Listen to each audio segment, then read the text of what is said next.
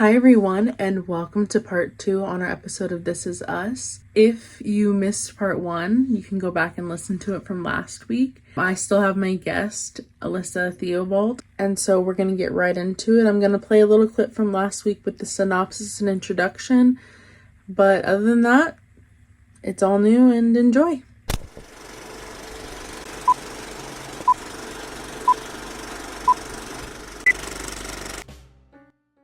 Welcome back to Big Blonde and Beautiful, the podcast. If you're new here, my name's Kara, and each week I pick a piece with fat representation in it, and I talk about whether or not I think it's positive or negative.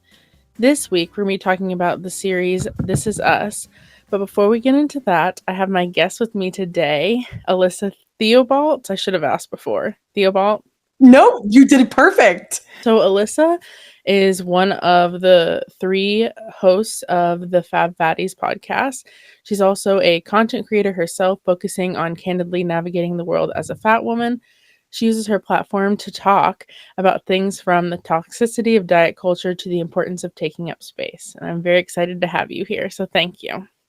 Oh my gosh, what a fantastic intro. Thank you. So this week, like I said, we're talking about This Is Us. And in case you guys haven't watched it or even heard about it, so it's a 6-season series and it's kind of got a very complex storyline. So honestly, I don't know how long this podcast episode will be. If it's really long, I'll split it into 2 parts. We'll see what happens. But first, I'm going to give like a little synopsis of like the beginning of the show and how it sort of starts, just to give the audience a little insight into what we're going to be talking about. Jack and his wife, who is pregnant with triplets, have just moved into their new home in Pittsburgh. Successful and handsome television actor Kevin is growing increasingly bored with his bachelor lifestyle. Randall, who was abandoned at a fire station by his father as an infant, is a stylish New York-based businessman working to raise 2 daughters with his wife, Beth. These people are among a group, several of whom share a birthday, of seemingly random individuals whose lives intertwine in unexpected ways. And I just realized, does that synopsis not mention Kate? Because I got it off sound the like internet. it does. Okay, well, Kate is also in there. I guess I didn't proofread that. So she's the sister of Kevin and Randall. And I don't know, I think she lives in Los Angeles in the show.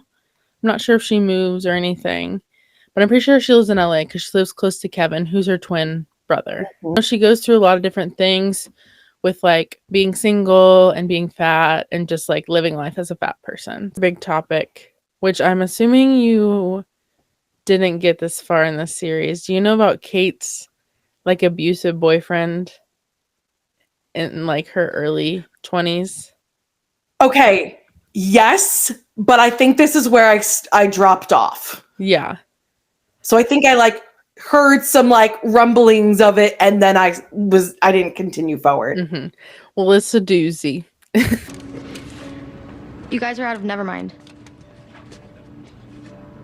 Well, you don't already own Nevermind? Oh, come on, who doesn't own Nevermind? Someone whose house burned down. Yeah, Neil Diamond. I know. My dad loved him. His name is Mark, and so they meet after her dad passes. And it's kind of the first time that Rebecca sees that she starts to be happy again in the beginning of them like talking and dating and things like that. I think that she gets so into this relationship despite the red flags because, well, number one, she's young. She doesn't necessarily know what to look for and what's normal and not normal. And then also her dad just died. So I feel like she's looking for that like male figure to validate her and to help her feel loved.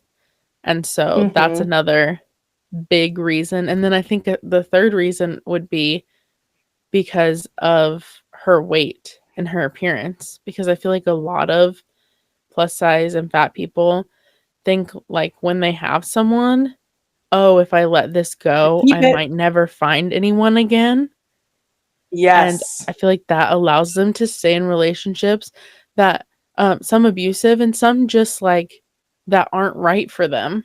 and aren't what they Yes. deserve or want, but because they're like, oh, I might not find someone else, they just stay. And yeah. Absolutely.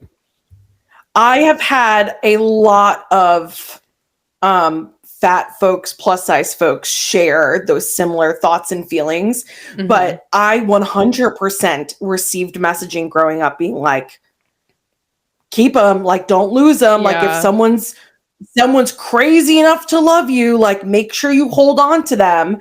Luckily for me, I think my husband is literally the best thing ever.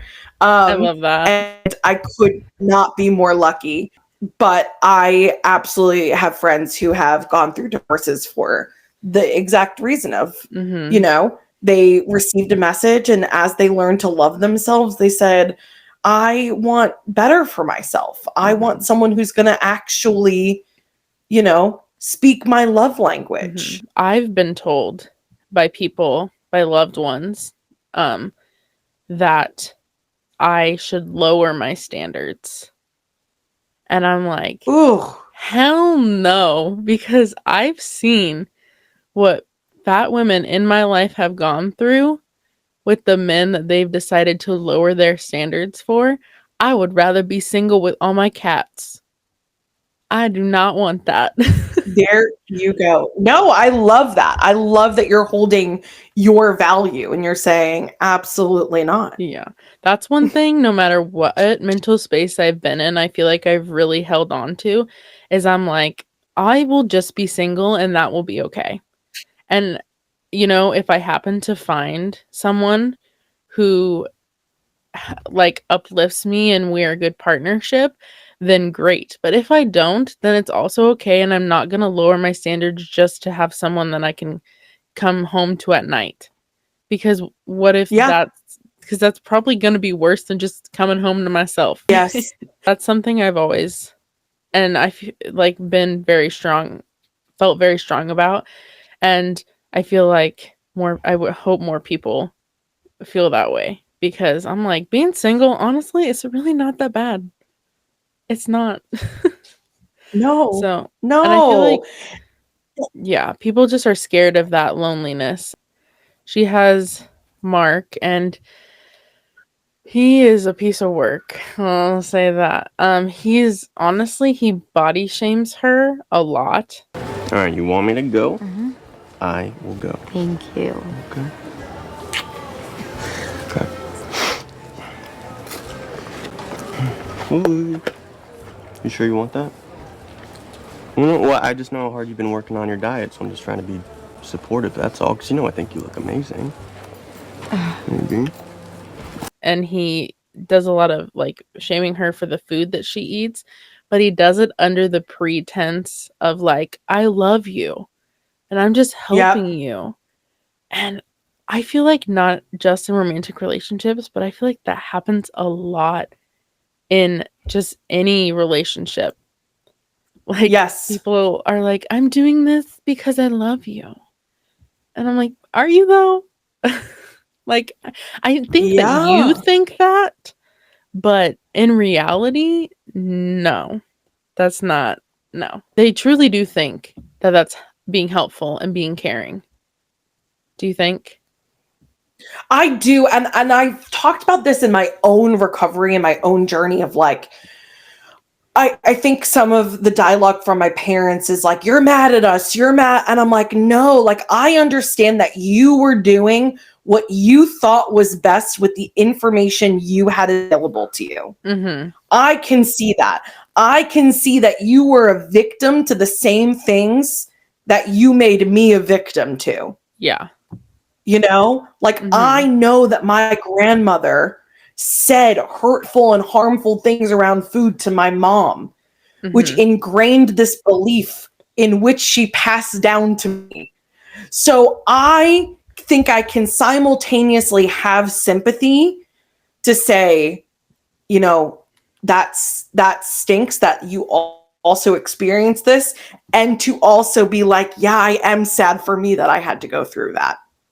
Yeah. I'm sad that my mom didn't get to a place where she did the work that I'm doing so that she didn't pass it down. you know? So I Yeah. think it's one of those things that it gets really dicey because we talk hurt people. And it's because that's all they know, Yeah, you absolutely. know? It's really hard to realize and get to the place where you're like, I can recognize that what you did hurt me more than helped me. But also like, I know that it was coming from a place of like love and maybe, ignorance. And you just like, that's what you grew up with. That's what you were told. And you were just trying to help Yes. me and care for me. But in reality, like the whole system's fucked. So like, we're all screwed. So no, yeah, absolutely. Yes. Yes. It's a Yeah. hard. And then I think it's about setting boundaries. You Mhm. know, like I now have very strong boundaries with those folks of how they can talk about food around me. Mhm. Very hard boundaries. It Yeah. does not matter if it is the littlest slip up. Mhm. That's yeah. Sometimes that's what needs to be done. And I feel like people Yeah. also sometimes get very defensive when it comes to that cuz it's been so normalized that they're like, I'm not doing anything wrong. Yes. Like I'm just stating, I don't know, facts Correct. or whatever. And I'm like, okay, but like I've been unlearning this and I'm trying to like express to you what's going on and how I'm feeling and how I'm Yes. like and how it's perceived. And please stop. And then they're like, oh, you're so sensitive. And I'm like, okay, still stop. I think it's really hard Yeah. when it's something that is so normalized and people see as helping and then it's not, and then you feel like you have to be the one to try and like explain it to them, and sometimes you just don't have the energy to try and explain it to them, and you're like, could you just not? Can we not have this talk? Yeah. And I feel like there's some family members of mine that have been very open to hearing those things, and then others that I'm like, you're not gonna get it, so we're just like not gonna discuss weight or diet or Yes. anything. um Yep. and then we can talk about other things. We don't need to talk about that at all. Yes. That is So, very reflective of my own experience as well. I have some people who really respect the boundaries and therefore I can engage with them in conversations around these topics because mhm, they are supporting me in the way that I need support and showing up positively and respecting, what is allowed, what is not allowed, and have people who cannot handle that. And so they do not get any piece of that mhm. conversation. Yeah. There's even a part where, like, in the show, I think, if I remember correctly, that Kate, like, tells her mom, like, being around you makes me feel bad about myself. Yes, she does. That was phenomenal, absolutely phenomenal. And I'm telling you, in time, you will learn to power through a crowd like this. But it was amazing. You see, this is why I didn't want you to come. Kate, sweetheart, you sang incredibly beautifully. You should be so happy right now. Incredibly beautifully? Why do you do that? Do what? I'm complimenting you. I'm proud of you. No, you feel sorry for me. You overcompensate for me, Mom, and you always have. And here I am, a 37-year-old woman, and you still make me feel like a stupid, fat little kid. I'm sorry. What have I ever done to make you feel like that? You existed. It's everything about you, Mom. It's not just that you're beautiful or thin, or that you have perfect pitch even when you talk. It's everything.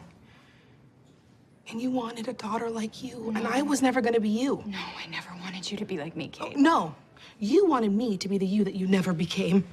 And it's just like, I mean, it's more than just her weight. It's also like, she kind of nitpicks how Kate does things in general, which is what her mom did to her. So again, Yes. generational things we're just like repeating and not realizing how harmful it is. Because I feel like Rebecca worked on a lot of things and unlearning a lot of things from her mom. I feel like every generation that has kids, they just like, you try to do things differently and better in the way that you wished that you had been raised.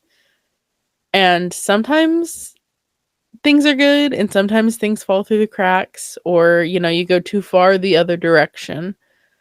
But Yeah.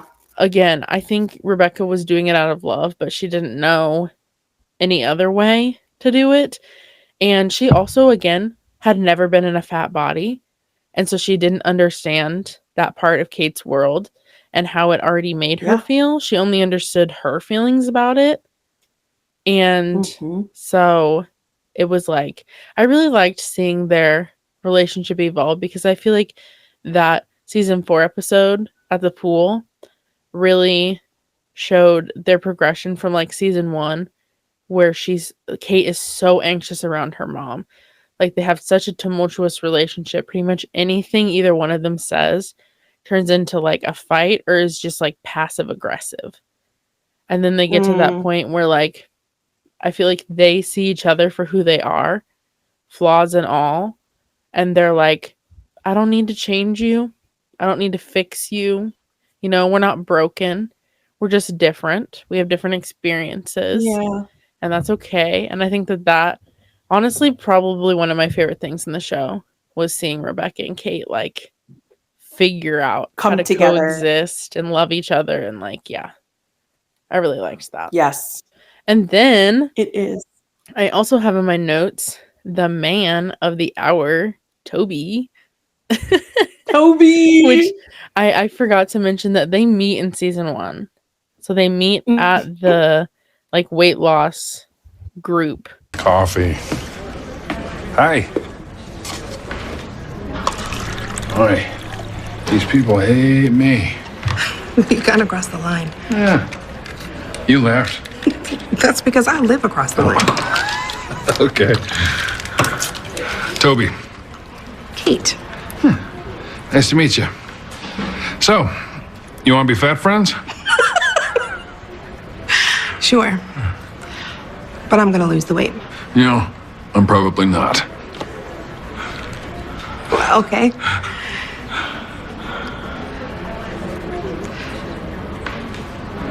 I can't fall for a fat person right now. I guess I'll lose the weight then. And he's like, he laughs about something that someone says. I don't remember exactly what it was. She's talking about eating something. And he's just giggling, which I mean, he probably shouldn't be doing. But he can't help it. And he like kind of cracks jokes. And that's how him and Kate start talking. And she tells him at one point when he like, it's obvious that he's interested in her. She's like, I can't fall in love with a fat person. Because she's like, I need to lose the weight. And so he's like, well, then I guess I will work on no longer being a fat person. And that's kind of how they start dating. And also there's that scene after they go on their first date where he's like trying to get invited in and she's like, you can come in, but don't think that anything's gonna happen. I had a really nice time tonight, Toby. Yeah. Thank you. Wait, what? No. What, that's it? What do you mean? I mean, you're not going to invite me in for a nightcap or a handy or something? Cute. Okay, you can come inside for a water. A water. Uh-huh. We have already had our 6 ounces of wine. I know, 150 calories per 6 ounce. Oh. Yeah. You keep counting calories and you're going to really turn me on. Yeah. You want to know how many calories are in a sausage? Do you want to fool around? I don't. No. Okay. No, I do. It's just been a long time since this has even been an option. Hey, I know. You don't. I am 36. And, this is not a very pretty picture. Because she's really self-conscious. And I feel like... Yeah. That... Yeah. And I mean, I get that. I really wish, I don't know, about her whole like dating history. I wish she had more of it, and maybe the writers hadn't made it so much like she's fat so she doesn't date, and also when she starts dating she dates the fat guy. I'm like, oh Yep. no. Yep. That's, yeah. You feel the same way about that? I just feel like, again, I want to see all different types of representation. You know, I want to see her not be afraid and ashamed of her body when a guy wants to come over. I want her to own it. I want to see something different. I want to see her not worry about his size and let that not be the topic of conversation, just like she doesn't want it to be the topic of conversation for her body. You know? Yeah. So, yeah. Yeah. That's true. I would like to see that. And then also, you know, there's the other thing of like, well, that is sometimes something that people are self-conscious about and they have to unlearn in that way. But I think that that's very true. And it kind of reminds me of this scene in Eat, Pray, Love, where they're like eating pizza in Italy and Julia Roberts' character is chowing down, and this other character across from her is like, I can't. I had to unbutton my pants just looking at this. I've gained like 10 pounds. She's like, I have this like thing. And Julia's character's like, a muffin top. And she's like, yeah, I have one too. And she says to her, I have a question. At any point when you've taken your clothes off in front of a man, has he ever like rejected you or like anything like that? And she's like, no, I guess not. And she's like, that's because he's just happy that there's a naked woman in his presence. And and I was like, I feel like more of us should think with that mentality of like, they're just happy to be there. That. I unbuttoned my jeans like 5 minutes ago just looking at this. Let me ask you a question. In all the years you've ever undressed in front of a gentleman? Hasn't been that many. All right, well, has he ever asked you to leave? Has he ever walked out, left? No. Because he doesn't care. He's in a room with a naked girl who's won the lottery. And so, yeah, I love that. I'm going to keep that. I'm going to write that in my journal. I wish that Kate would think that way, because I didn't watch the part where, I don't know if they make it like a big thing when they finally like have sex or something in the show. I don't remember that being a big plot point. I don't remember either. But I if it is, I didn't rewatch that part. But they do eventually have sex because obviously they have a child together and things are fine. Yes. So both survive. It's great. They get engaged. They have a kid, you know, all the things. I really do you like Toby as a character? What are your thoughts on Toby? I know from what I saw, I struggled with Toby a little bit. Mm-hmm. I didn't love him, but I didn't hate him. Yeah. What about you? I liked him. I struggle with the fact that I actually learned somewhat through like part of the season that he was actually wearing a fat suit and fat prosthetics during the first season or two. Oh, I did not know that.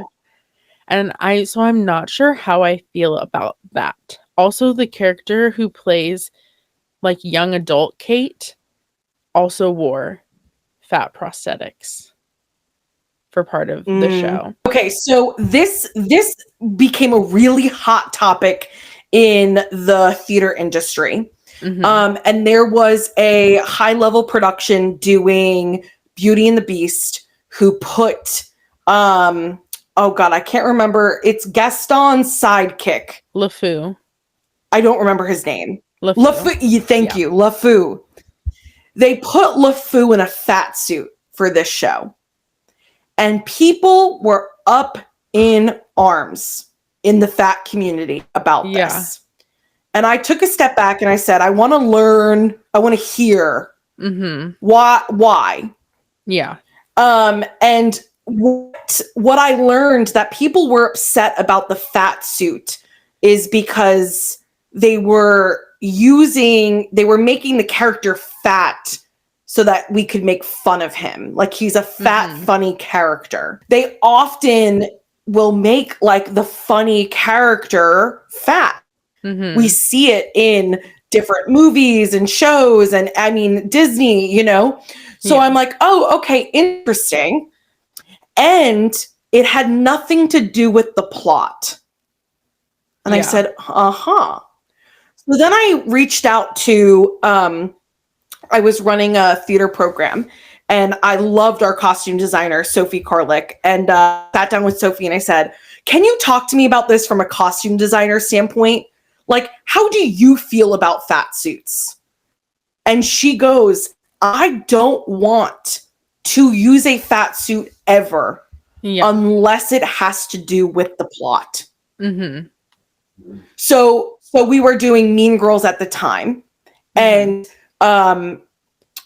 Regina George needs to physically put on weight throughout the course of the show because of the bars that she's eating. Like, her butt gets bigger, her stomach gets a little bigger. Yeah, you can't naturally do that with an actor so throughout a 2-hour show or whatever. Like, that's not possible. Yeah. Correct. So they used padding, which would essentially be a version of a fat suit. Yeah. So I found it really interesting. And I even went as far to say, like, okay, how do you navigate that if a director's like, I want this character to be in a fat suit? She's like, well, I want to sit down with the director and say why. Yeah. It has nothing. If it has nothing to do with the show, then cast a fat actor. You want the character to look a certain way. Yeah. Exactly. That's what would frustrate me, is you're taking a job away from a fat person. Yes. Just because for some reason you don't want to cast a fat person, you'd rather put prosthetics on someone. That doesn't make sense to me. But anyway, continue. Sorry. It does not make sense. Yeah. No, it does not make sense. And I was really intrigued this conversation was happening. Because I knew that I didn't love the idea of fat suits. I never really put words to why it made me uncomfortable. But I think really taking the time to listen to everyone and the different points of view, I felt really educated after. And I really do think that that is the way to go about it and navigate it in the industry. If it is essential to the plot, yes. If it is not essential to the plot, no. So in the terms of everyone being upset about Beauty and the Beast and has nothing to do with the plot, I'm like, yes, that is wrong. We should be upset about this. In the terms of Mean Girls, in that one particular scene, no, it makes sense. Yeah. We're not going to have an actor body fluctuating in a 2-hour period. Yeah, exactly. You know? That's not possible. It's not, it's being done to support the plot and not other reasons. So shout out to Sophie Karlik, who taught me that. I really appreciated like hearing from a costume designer how they're kind of navigating the dialogue, because I mean, body comes up as performers, you know? Yeah. That's a great perspective to get from a costumer. Be like, what do you think about this? That's also, so with This Is Us, I've always been very avidly against fat suits, which is why when it came up with This Is Us, I was like, I don't know how to feel about it. But kind of what you were saying, and I talked to my mom about this, I was like, how do you feel about it? She's like, you know, again, complicated feelings, but like the actors go through so many different timelines because of the way the show's built that it kind of is justifiable and makes more sense that, you know, because at one point he loses a lot of weight. And so I think, you know, the fat suit kind of makes sense, which I mean, I rarely ever say that a fat suit's the way to go. 100%. Because usually it is 100% not important. Or you could have just, it doesn't need to fluctuate. So you could have just cast a fat person and then left it at that. Well, But I think that's also my next thought is like, well, did Toby actually really have to lose weight, or could have he just been a fat character? You know, like yeah. could that have been work for a fat actor? Mhm. Yeah, Yeah. yeah, it's a big plot point in the later seasons. He hides going to the gym from Kate. Toby, Yeah. take your shirt off. Yeah. Bossy. Yeah, I like that for your character. Toby. Look, I've got like a half day's worth of sweat under this bad boy. Trust me, you do not want to see my matted chest rug.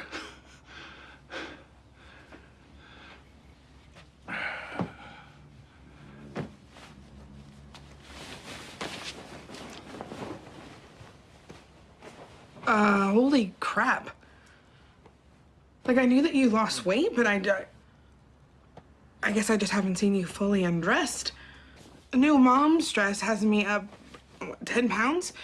A new dad's dress means that you have Popeye arms? That doesn't make any sense. Okay, I've been going to the gym over the last few months. On my lunch break, mostly. Sometimes before or after work. I've been doing CrossFit.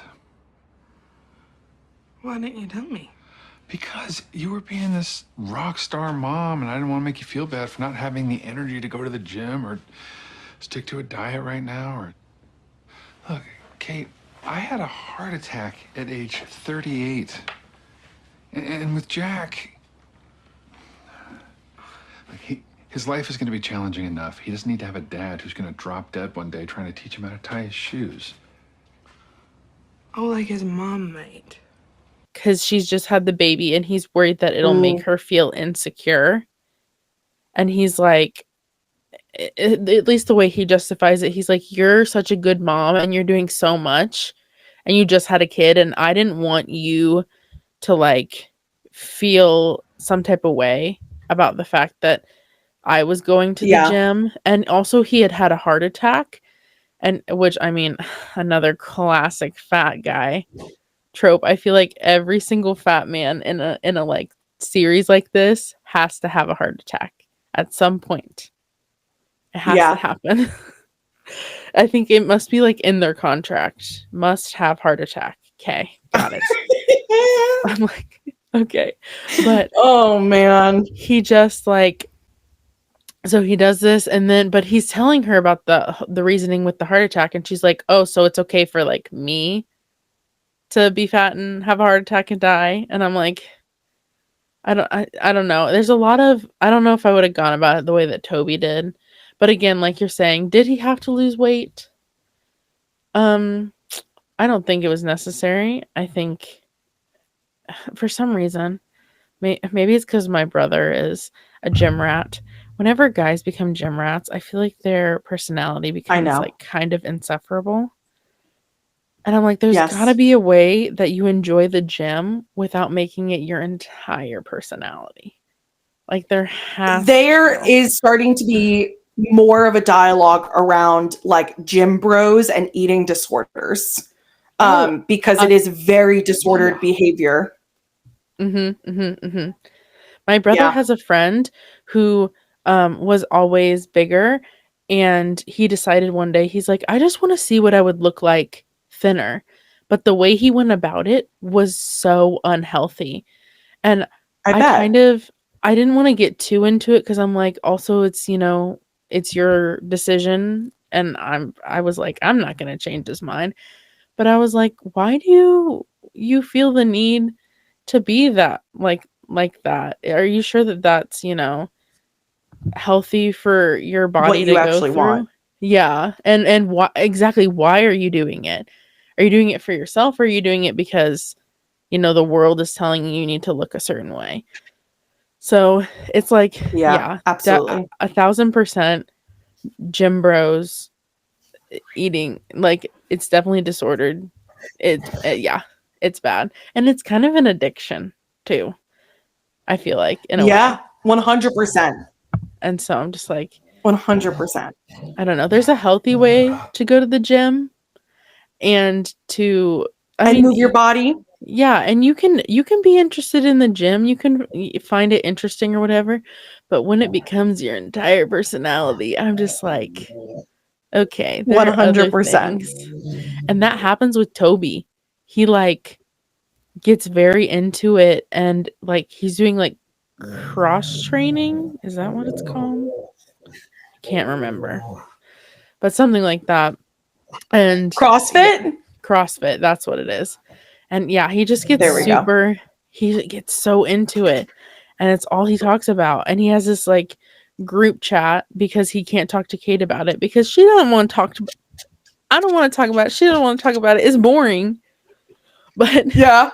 he's like, "Oh, no, I met my macros or whatever," and I'm just like, "Ugh, gross." Yes. So, yeah, I again don't know if his weight loss was necessary, but it was part of the show. And I mean, with that, and with also he gets a new job, and it kind of puts a strain on their relationship because it's not in the city, and he took it knowing it's not in the city that they live in, and that Kate had, like, it was more about Jack Jr. He had gotten used to routine and being blind, like, he was comfortable where they were at, and that was very Mhm. important. And so it kind of puts a strain. And then Kate ends up meeting a second guy. Kind of after they kind of separate. So Toby and Kate do get divorced. I don't know if you knew that, but they do. I did not know that. Yeah, they get divorced. They still remain friends and they co-parent pretty well. But she actually ends up with this guy who's her coworker, and he's actually a thinner guy. And so, I mean, I kind of liked that. Like, she not only Yeah. had one, I mean, obviously it soured at the end, but one pretty great love, but she gets another one. And they fit really well, and you can tell that that man is literally so in love with her. And I think that that is so great and beautiful, and I love it. I think that's what I was missing from Toby. Mhm. It's like I never got that feeling that he was so in love with her. Yeah. It was kind of just like, they're both fat. Let's throw them together and see what sticks. Yep. And Yeah. yeah, I do get that. I do think that Toby did love her. I did see some of that in his own way, but like the way this other guy showed his love, he's like using, like validating her and just like telling her how amazing she is and showing her how amazing she is, and I was just like, that is the way it should be. And I love that she didn't settle when things went bad with Toby. And she was like, you know what? Even if I'm a single mom the rest of my life, I'm going to leave this marriage because it it's not benefiting me, it's not benefiting my partner, and I'm just going to see what's out there. And lo and behold, she finds another guy who's even better. And it's a great time. I love it. So, I love that. I really like that they didn't have her just stay a single mom, because they could have done that. Been like, oh, well, I guess Kate's just single now. But I like that they Yeah. don't, because also her brothers are, married, and I feel like it kind of rounds everything out. If all three of them, are married and Yeah. have families, it's just like the little missing puzzle piece. Really like that. I love it. The writing is so good. The actors are impeccable. Like, it truly is so good. And I'm like, Yeah. that's why I can't watch it. It's too realistic. Mm-hmm. Oh, It just showed they just did such a good job that we just can't do yes. it. Yes, literally. So we talked about the pilot where she starts off and she's like very focused on her weight and all that. And then near the end, I feel like she's a completely different person. She is more confident in herself. And guess what? She didn't lose the weight. She didn't lose any weight throughout like the whole series. And like she's more secure in herself. She advocates for herself with her family, because sometimes her brothers like to like steamroll over her with things. And Mhm. she's like, no, because her mom ends up with Alzheimer's and puts her like in charge of everything Yes. and the decisions. And her brothers at first are like still acting like they have the main say in it, and they're like arguing. And she's like, here's what we're going to do. And she just tells them how it's going to be. And she's like, you're not going to argue with me. It's just the way it is. And I feel like they finally truly respect her and see her as someone other than just like their little sister. You know, she has that. She has a strong second marriage. She has a loving family. Like, I feel like pilot Kate to the last episode Kate is such a different person in so many great ways. And I really do commend I the love that. writers on how they did that. Because if she had just been obsessed with weight loss the whole 6 seasons, that would have been crazy. I would Too not have been able much. to do it. Would not. Like, I feel like they did a good job at showing that fat people are multifaceted. I think overall my feelings on this show are it is a really genuine representation for fat folks, and maybe not for all, but it definitely resembled a lot of what my lived experience looked like. And I think it was, I hope that folks who are straight sized can watch and relate and connect and sympathize and learn through representation that is like really raw like this. I feel like people don't realize how much the media influences our perspectives. And I do think that something like this that shows so many facets of a fat person and who they are in terms of positive or negative fat representation. What's your verdict? I'm going to say positive because I think it truly does reflect a fat lived experience. But I think in the terms of fat liberation, it's negative, if that makes sense. Why do you think it's negative in terms of fat liberation? I'm just curious. I think there was just a lot of focus on weight and weight loss and gym, and I think there was just so much diet culture focus. I also think what about it's definitely more. I think it's more on the positive side of things as well. Pretty much for the same reason you said. I feel like, again, it started off very much focused on weight, and if it had continued for 6 seasons, I would not have continued to watch the show. But it definitely didn't, and I think my main reason for it being positive is that I'm hopeful that it's showing audiences who aren't fat, like, that we're complex. I think that's my main reason for it being positive, is I'm like, they're not just a one-note character. Like, they're very three-dimensional. I feel like that's very rare still in the year of our Lord 2024. We got to do better. Do you want to, before I do the outro, you want to plug, your podcasts and social medias and stuff? I would love to. You can find me on Instagram at FatAlbalt, which is FATALBALT, kind of like Fat Albert, but for me. I was wondering what was the reason behind it. Yeah. I think I'm so funny, but you can find me and my friends on our podcast, The Fab Fatties. We're on Instagram, we're on Spotify. I mean, all major platforms, streaming platforms. And we also talk about being fat and the fat lived experience. And that's a little bit about me. I would love to see you guys over there. Very good podcast. I highly recommend. I listen to it all the time. Well, thank you. And thank you so much for having me. Of course. This was so fun and such a great show to talk about. Yes, absolutely. I'm really grateful that you were able to come on and talk about it. It was fun. I liked it. So that's all for this episode.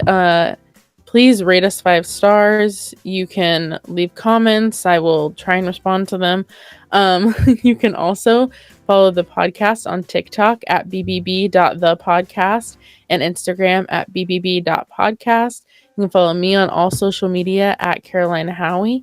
And until next time, stay fat and fabulous. Bye.